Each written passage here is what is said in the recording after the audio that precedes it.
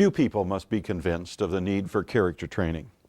50 years ago, most schools wondered how they would deal with students chewing gum or talking in class. Today, parents and teachers worry if someone's going to pull a gun at their school, or which teenager will discover she's pregnant, or how some students will graduate when they can't even read their own diploma. Now, almost everyone would agree that character training begins at home. But what if parents fail to teach their children these basic principles of right and wrong? What if parents themselves never learned those things? And what about the onslaught of negative peer pressure that students face each and every day? This is why more and more schools are taking a fresh look at how to build character in the classroom. In fact, many communities now emphasize character throughout every part of their society. In education, government, law enforcement, the workplace, local media, the faith community, and of course, in families. Today we want to begin. We want to begin by exploring how a person can develop good character and what steps parents and teachers can take to help their students make wise decisions. First, why is building character important? Here is Tom Hill, founder of the Character Training Institute. In the early 90s, we realized that many of the problems we faced in our company were really character problems, whether it was lack of safety, low productivity, poor morale, disputes among employees. You could trace any of these outward actions to a lack of character on the inside. So we started focusing on character in our company, which was new for us because we had always focused so much on achievement. Mr. Hill's company saw amazing results as they learned and followed principles of character. Soon, other companies implemented the character training program, which caught the attention of local school and police officials. In 1996, the Character Training Institute was established in Oklahoma City to promote good character throughout the United States and the world, using character-first training and resources. The reason building character is so important is because character is how a person makes decisions in life. Those decisions then dictate a person's attitudes, words, and actions. That is why almost every problem and every success is rooted in character. That's why we chose the name Character First. Consider this tree with its sprawling branches and deep roots. Do some of these visible challenges look familiar to you? How about disruptions in the classroom or poor concentration? Do your children experience fighting, accidents, or do they abuse alcohol or drugs? Many times we try to address these problems by themselves, but a closer look reveals that they are actually symptoms of a deeper need, the need for character. Disruptions and poor concentration, for example, can usually be traced to a lack of attentiveness. Fighting in school often occurs when students fail to show forgiveness or deference. What about cheating, offensive language, tardiness, or rebellion? Each of these visible challenges can be traced to a lack of character. Character development is so important because we see more and more of our young people not coming with the basic traits that they should have. If students have not developed the proper character traits, that you're going to have problems in the classroom. And if you're dealing with behavior problems or discipline problems, the kids can't learn. So I think this program is a great asset in teaching them character, and teaching them what respect is and how to deal with one another and to obey the instructions of the teachers. It's easy to see how building character is an essential part of every child's education. But what exactly do we mean by good character? Let me suggest that we define character as the stable and distinctive qualities built into an individual's life which determine his or her responses regardless of circumstances. From this we learn that character is the inward motivation to do what is right according to the highest standards of behavior in every situation. Unfortunately, many students base their decisions on outward motivation. For example, most students will work on their assignments and refrain from talking to each other while the teacher's in the room. But what happens when the teacher leaves? This demonstrates that character is tested by a person's response to the pressure of difficult situations. Some have said that character is what we do when we think that no one will ever know. Really what we have all through the day and all through life are pop quizzes of our character, little tests that come along, and how I respond is revealed by that test. Do I exercise self-control, or do I indulge myself? Do I tell the truth, or do I tell a lie? Do I stay diligent at work, or do I get lazy and lax? We're tested constantly every day.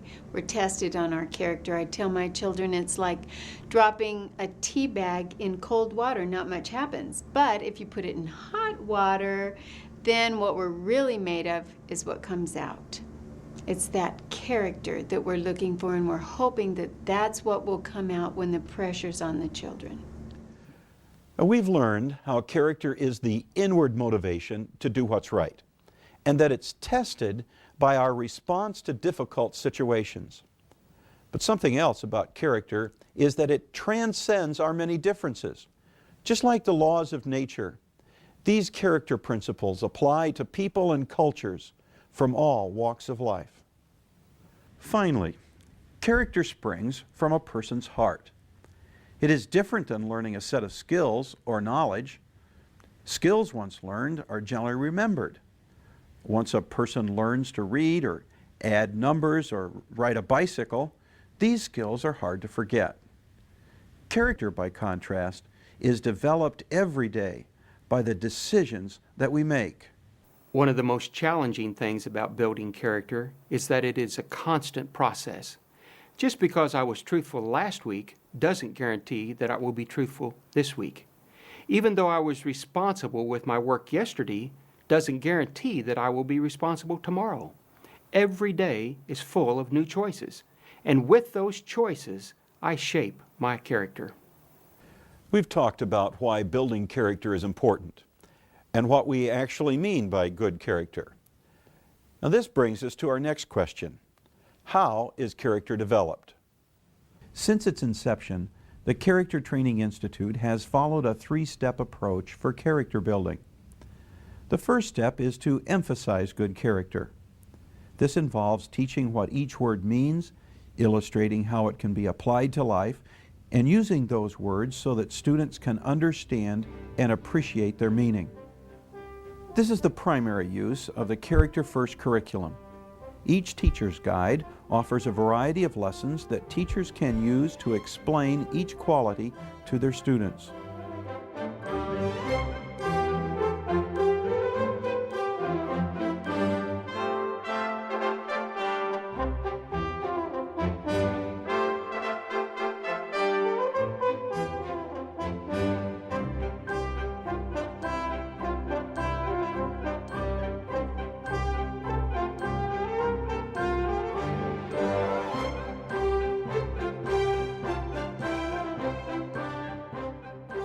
As teachers emphasize character with their students, the second step is to require good character.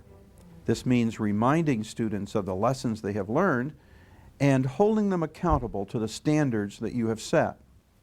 Most importantly, teachers themselves must model good character, for young people learn far more from examples than they ever do from words. One feature of the Character First curriculum is the provision of 5 key concepts for each quality. In the elementary program, they all start with I will. These key concepts provide clear behavioral objectives for the Character First lessons, and they give students precise ways to demonstrate each quality. For example, attentiveness means to look at people when they speak, learn to listen, ask questions when unsure, align your spine by sitting up straight, and avoid distractions. Diligence means to finish my projects, do a job right, follow instructions, concentrate on my work, and not be lazy. The greatest benefit of these clear, uniform standards is the ability to correct students based on character. Knowing and understanding the key concepts is very helpful when I have to correct the students, because having already gone over the concepts, the students can connect with what's expected of them. When students were referred to me because of misbehavior, it's nice to speak to them in terms that they can understand. We can talk about the character qualities. We can talk about the key concepts that were violated. And now they see not only what was wrong, but why it was wrong. So the first step is to emphasize character so that everyone understands what's expected. The second step is to require character of ourselves and then of the students as we correct problems from a character perspective. The third and perhaps most important step is to recognize character by praising good behavior at every opportunity. There's no question that young people desire approval from others. So why not use this motivation to encourage students in the right direction? I've seen that praise motivates children, and in the slightest little way, I can say to the children, I really like the way you're sitting up straight and tall. And they'll sit up even straighter and taller. It really does make a difference to be able to use a character quality to praise them rather than just flatter them. It's easy to get into the lull of always correcting and always disciplining, and teachers can find themselves in that process, that trap of just, let's fix the wrong. And here with character development, here's the opportunity to notice children doing things right, catch them doing things right, tie it to the character that produced that, and praise them for it. Affirm them for the character that's inside of them and how that's going to help those children be successful. Well, I think it's important to praise children for good things that they do, because everyone wants to be accepted. Everyone wants a pat on the back. And when they receive that pat on the back, they want to do more to get that. If someone only gets one thing out of Character First, I would say, I hope that they learn how to praise children for their character, because it makes all the difference in the world. So we've come to see that character is important. It's important because it's who we are. It's how we make decisions in life. We've come to see that the way we develop character is different from other skills. It's a gradual and a constant process. This brings us back to the three main steps for building character: emphasize, require, and recognize. Finally, what benefits can we expect from building good character? Building character is a good thing for everyone. For one thing, it helps students relate to each other with decency and civility.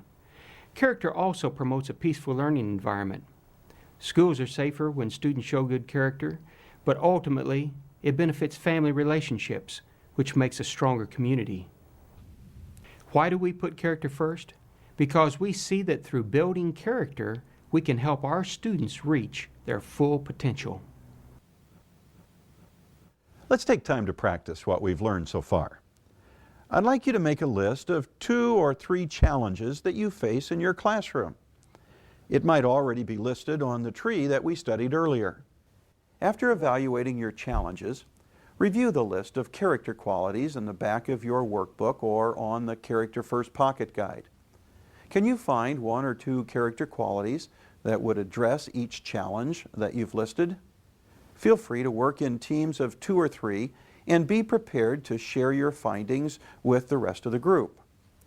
Tell us about the challenge, the character qualities you found, and the definition of those qualities so we understand what they mean.